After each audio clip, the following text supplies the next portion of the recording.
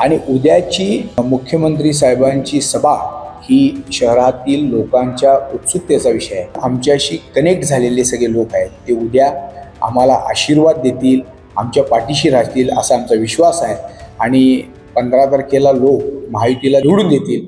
15 तारखेला होणाऱ्या महानगरपालिकेच्या निवडणुकीसाठी गेली 15 दिवस आमचे 3 मंत्री मुश्रीफ साहेब, चंद्रकांतदादा पाटील, आंबेडकर साहेब अहोरात्र जनतेला भेटून सांगत आहेत की कशा पद्धतीनं आपल्याला चेहरामोहरा बदलायचा आहे. धनंजय महाडिक साहेब, अमल महाडिक साहेब, राजेश क्षीरसागर साहेब नीटपणे सगळीकडे मांडणी करत आहेत. राज्याचे उपमुख्यमंत्री एकनाथजी शिंदे जे आमचे फार आदर्श आहेत, मार्गदर्शक आहेत, की त्यांची सर्वसामान्य सुरुवात असून आज ते राज्याचं नेतृत्व अत्यंत चांगल्या पद्धतीने करतात. त्यांनी काल अत्यंत चांगला रोड शो केला, लोकांना विश्वास दिला की काम महायुती पाहिजे. उद्या राज्याचे मुख्यमंत्री देवेंद्रजी फडणवीस येत आहेत.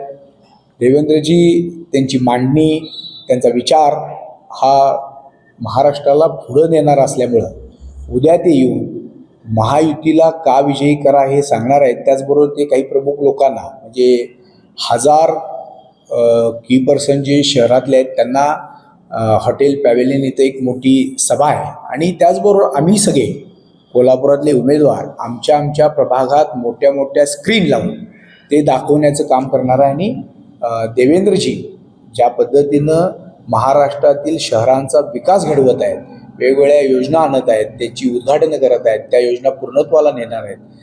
त्याच दृष्टीनं कोल्हापुरात काय काय अपेक्षित आहे, जे अपेक्षित आहे ते उपेक्षित राहिलेलं पूर्ण करण्यासाठी उद्या मांडतील.